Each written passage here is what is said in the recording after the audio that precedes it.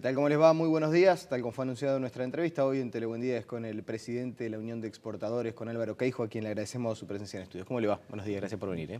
Muchas gracias por la invitación y muy buenos días para todos. Bueno, ¿cómo es el panorama de los exportadores hoy? Después de este acuerdo alcanzado entre el gobierno de Uruguay y Venezuela, ¿es un poco más alentador? ¿Es, como dijo Tabaré Vázquez, oxígeno puro este entendimiento? Bueno, el panorama general no ha cambiado mucho, ¿no? O sea, sí es cierto que la relación en particular con un socio o un mercado importante como el venezolano ha mejorado porque, bueno, primero se destrabó, no para la totalidad, pero para buena parte de los exportadores que tenían deudas con Venezuela, se destrabó el problema financiero que tenían y la imposibilidad con esos atrasos de poder trabajar. Y aparte porque se abrió un camino, una instancia de seguridad también en cuanto al cobro de acá a fin de año para aquellos sectores alimenticios que estaban pasando en particular, sobre todo el lácteo, por un momento muy difícil de colocación de sus productos y que, bueno, un mercado importante para el sector se vuelve a abrir y parecería que con buena seguridad en la cobranza, que era el gran factor que trancaba las exportaciones con Venezuela. ¿Y qué deuda queda por cobrar? Y bueno, digo, según los que anunciaron el gobierno, lo que se habría negociado es algo así como 50 millones de dólares y en un total que nosotros teníamos registrado de 77 millones de dólares. Quiere decir que hay un 20 y pico millones de dólares que todavía no está muy claro qué sectores son, pero que esos sectores no van a haber solucionado su problema. Pero igual, digo, hay que mirar que más de la mitad del vaso se solucionó, ¿no? Pero sí queda todavía una parte que no tenemos información de que se haya buscado una solución final. ¿Y les hubiera gustado que los participaran de otra manera? ¿Que alguien del gobierno hubiera conseguido una instancia de diálogo con ustedes para informarles más en profundidad de este acuerdo con Venezuela? A ver, digo, si bien nos tomó a todos por sorpresa, nos pareció bien que capaz que se tuviera mucha reserva en un acuerdo de este tipo. Hablo posteriormente.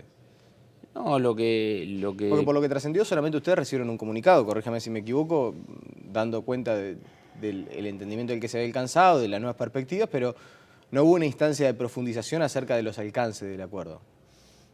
No hubo esa instancia, pero recibimos un comunicado y bueno, si bien nosotros se participó bastante hace tiempo, porque estas ideas de utilizar las deudas de ANCAP para cancelar la deuda vieja y utilizar también, digamos, las compras de ANCAP para, en cierta manera, jugar como garantía de las operaciones de exportación, y utilizar inclusive al Banco Bandes, la venimos trabajando de hace mucho tiempo, se las presentamos varias veces al gobierno uruguayo, inclusive estuvimos reunidos con el Bandes, con el embajador de Venezuela, o sea, yo creo que en la elaboración en sí de lo que fue el acuerdo, se tuvo buena participación y muchas ideas nuestras quedaron plasmadas en eso. Pero lo que sí tomó de sorpresa el momento y el acuerdo, porque, digamos, no sabíamos que se estaba a punto de firmar y que, bueno, y que rápidamente quedó liquidado. Y usted dice que esto no mejora el panorama en general, las exportaciones uruguayas. No, las exportaciones, digo, nosotros vimos, ustedes saben que junio contra junio del año pasado cayeron un 36%. Y en lo que va del año llevamos acumulado en el primer semestre más de un 15% de caída. Entonces, ¿Son cifras superiores a las que esperaban? Son un poco superiores a las que esperábamos, porque también esperábamos, a decir verdad, sobre todo que Brasil no tuviera la fuerte devaluación que tuvo en el principio de este año y que no tuviera esa caída de consumo que está teniendo y por ende que no fuera tan grande la caída con Brasil, y también esperábamos, digamos, que la caída sobre todo de Asia no se diera en la forma que se dio. ¿Y esto les hace rever las proyecciones para este año 2015? ¿Cómo estiman que va a cerrar este año en cuanto a las exportaciones y colocaciones de productos uruguayos en el exterior? Y va a tener una caída del entorno a la que viene habiendo de un 15, entre un 15%, o sea, digo, una caída importante de 2 cifras. Hay que ver lo que cuesta o lo que costó ir llegando a la cifra de exportaciones del 2014 y que año a año veníamos creciendo un 1, un 3, un 4. Caer de esta forma en un año un 15% es realmente significativo y bueno, nos vamos a tener que esforzar mucho para tratar de a poco volver a los niveles que tuvimos en el 2014. ¿Y cuánto influye en estas cifras? Quiero profundizar un poco más en torno al impacto que este 15% de caída de exportaciones que ustedes prevén para este año tiene. Yo repasaba cuando se hablaban de las proyecciones para el año 2015, decía, bueno, la puesta en marcha de Montes del Plata, seguramente las exportaciones se mantengan a buen ritmo, incluso se hablaba de un pequeño crecimiento justamente por el factor Montes del Plata. Si no estuviera Montes del Plata, ¿cuánto caería la colocación de productos uruguayos en el exterior? ¿Sería mucho más pronunciado todavía? Sí, hubieron factores en este semestre un poco extraordinarios. O sea, Montes del Plata que comenzó a funcionar y que en el primer semestre del año pasado no estaba, comenzó en el segundo semestre. Hubieron también exportaciones de los aviones, tanto de Pluna como de BQB, que salieron y que se cuentan como exportaciones, cosa que también es totalmente fuera de la, digamos, de lo normal, sí, de la actividad, ¿no? De la actividad.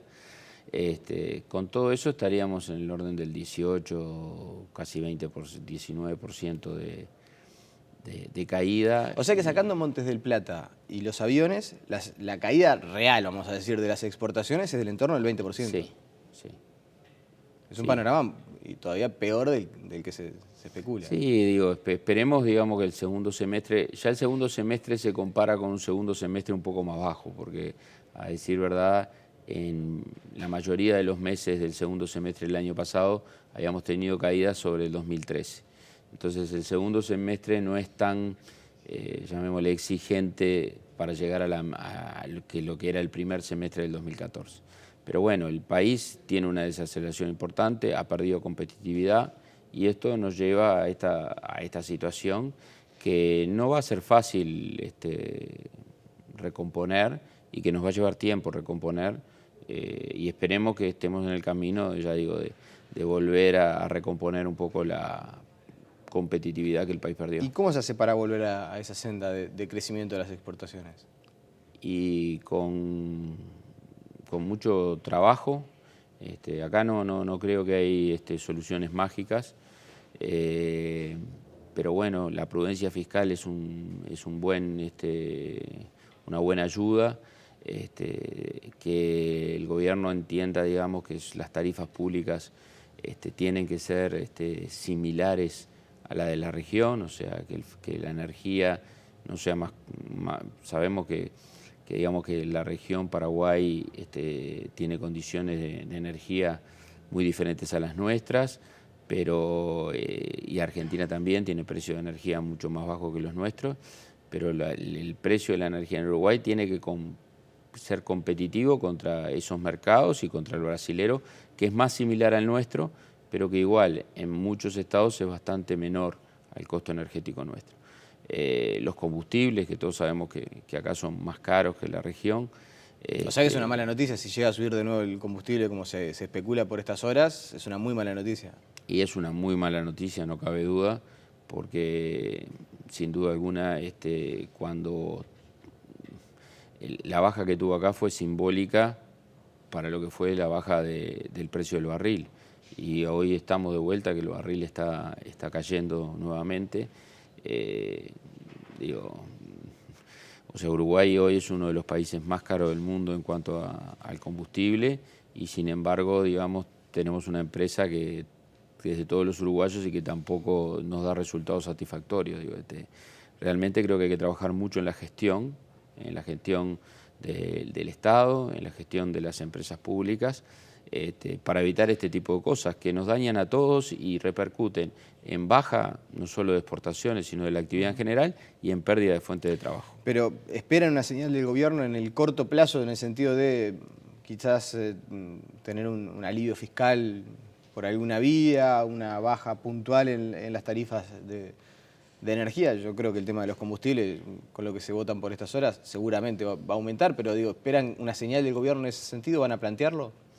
Lo estamos planteando, digo, sabemos también que la situación somos conscientes que la situación del déficit público es muy grave, y tenemos que ser cuidadosos con eso. O sea, no podemos por un lado decir que tenemos que tener prudencia fiscal y pedir que vía algún incentivo se dé más gastos al sector. Tratamos de ser coherentes, pero entendemos que tiene que haber temas con reciprocidad. O sea, por ejemplo, el tema de la eficiencia energética que se hizo nos parece una medida sana. Es una medida con contrapartida, es para las empresas que han invertido y que han mejorado esa eficiencia energética y eso le favorece al país. Y bueno, entonces en definitiva tuvieron un ahorro. Creo que ese tipo de cosas hay que incentivar más. Si bien ya hay un plan para el año próximo, sería, digo, capaz que posible tratar de adelantar eso.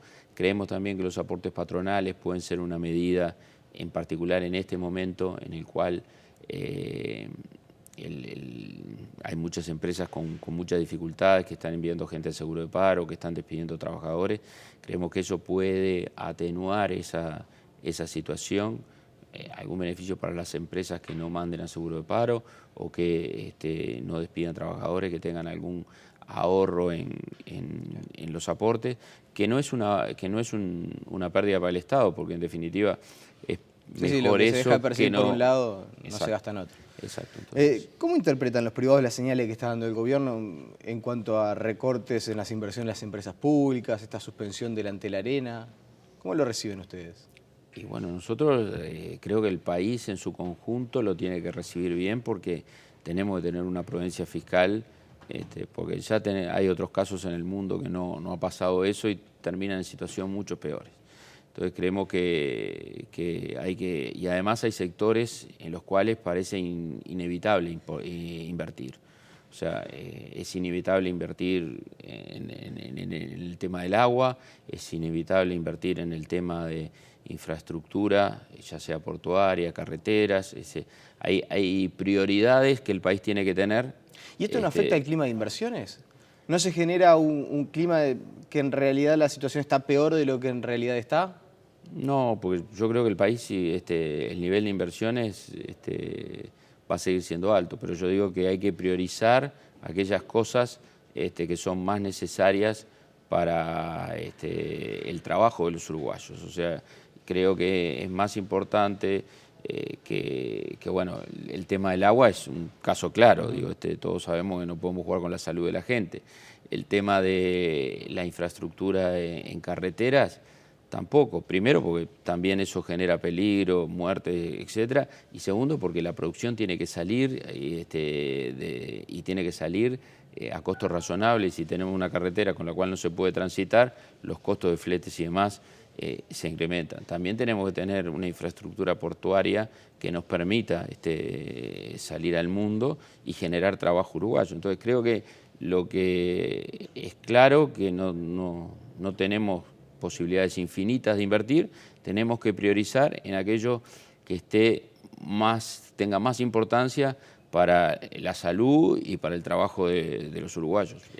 Creo que parecería lógico y además, digo, por ahí se ha dicho que en definitiva ese emprendimiento es un emprendimiento en lo cual se van a obtener ganancias. Bueno, yo creo que también se puede dar participación a los privados, porque si tiene ganancias seguramente debe haber privados interesados en hacerlo. Entonces creo que se debe dar posibilidades al sector privado de invertir y el Estado invertir en lo más prioritario. ¿No notan ustedes de parte de los privados cierta preocupación o cierta luz amarilla de tener más precaución de la que se debería tener? A que el panorama se haya profundizado en cuanto a... Porque lo que se dice, las críticas que se plantean a veces desde el Frente Amplio es, ojo, estamos dando una señal de que estamos en crisis y en realidad no estamos en crisis. Hay una desaceleración de la economía, hay un enlentecimiento del crecimiento, pero no hay una situación de crisis.